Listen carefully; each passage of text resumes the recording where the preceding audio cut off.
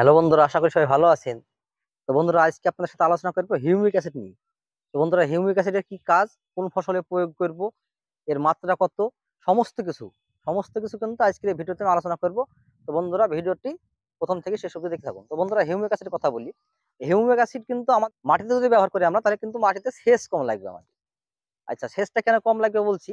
তো humic acid যদি আমরা মাটিতে সারের সঙ্গে যদি প্রয়োগ করি, তো সেচটা কম লাগবে। কারণ হিউমিক অ্যাসিড মাটিতে দিলে মাটির যে আর্দ্রতা, শক্ত যে একটা ভাব, সেই ভাবটা কিন্তু কেটে যায়। মাটি সবসময় নরম থাকে। আর নরম থাকার কারণে কিন্তু আমাদের গাছের বৃদ্ধি পায়, কারণ শিকড়গুলো ঠিকঠাক হতে পারে। হিউমিক অ্যাসিড কিন্তু শিকড়ের কাজ, গাছের যে কাজ করে সেটা শিকড়ের। আর গাছের যে জৈবিক ও রাসায়নিক যে খাবারটা আমাদের মাটিতে থাকে, যে খাবারটা আমরা দিই জমিতে, সেই খাবারটা কিন্তু গাছে খেতে সাহায্য করে হিউমিক অ্যাসিড। ওটা যদি আমরা ব্যবহার করি, তাহলে কিন্তু গাছে খাবারটা তাড়াতাড়ি খুব দ্রুত খেতে পারবে। দ্রুত খাওয়ার কারণ হিসেবে যে আপনি এখন বললাম, যে মাটিতে যদি আমরা সারের সঙ্গে ব্যবহার করি, তাহলে কিন্তু আমাদের মাটিটা নরম থাকবে। শিকড়টা, মাটি যখন ভুরভুরি থাকবে, আমার দেখবেন ভুরভুরি মাটিতে শিকড় সবচেয়ে বেশি হয়। খুব টাইট হয়ে গেলে শিকড় হবে না। আবার সব সময় যদি জমি ভেজা থাকে, তাও কিন্তু শিকড় হবে না। ভুরভুরি থাকলে, নরম থাকলে কিন্তু শিকড়টা ভালো হয়। আর শিকড় ভালো মানে গাছ ভালো। তো বন্ধুরা, হিউমিক অ্যাসিড আমাদের ব্যবহার করতে প্রত্যেকের গাছে। অনেকে বলে যে গাছ খারাপ হয়ে গেছে। গাছ যদি খারাপ হয় আপনার, তাহলে আপনি সারের সঙ্গে হোক বা স্প্রে হোক, এটা স্প্রে করাও যায়, সারের সঙ্গে দেওয়া যায়। যে কোনো ভাবে আপনি গাছে খাই দিন। আপনার পরিস্থিতি অনুযায়ী যেভাবে হবে সেইভাবে আপনি গাছে স্প্রে করতে পারলে স্প্রে করে দেন, কিংবা সারের সঙ্গে সারের সঙ্গে ফেলে দিন। স্প্রে করলে কাজটা দ্রুত হয়, মাটি দিয়ে কাজটা আস্তে আস্তে হয়। তো বন্ধুরা, সবাই হিউমিক অ্যাসিড ব্যবহার করুন। আর হিউমিক অ্যাসিড ব্যবহার করলে কিন্তু আমাদের যে সেচটা কিন্তু খুব কম লাগে।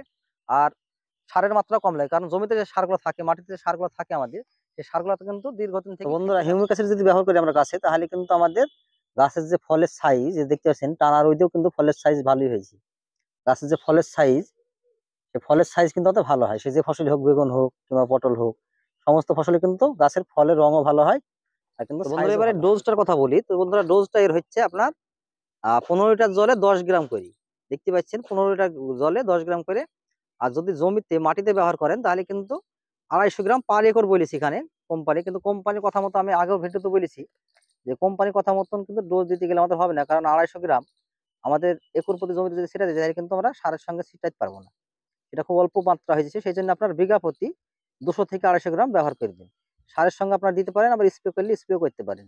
দেখতে পাচ্ছেন কোম্পানির ডোজ 10 গ্রাম পার 15 লিটার জলে। আর মাটিতে যদি দেন আপনি সয়েল অ্যাপ্লিকেবল, তাহলে কিন্তু আপনার 250 গ্রাম পার একরে বলছে। এটা কিন্তু আপনারা একরে না, এই 250 গ্রাম ডোজটা বিঘা প্রতি করে দিবেন, তাহলে দারুণ কাজ হবে। আর এটার নামটা দেখছেন, গোর। এই যে দেখতে পাচ্ছেন নামটা, 98% হিউমিক অ্যাসিড।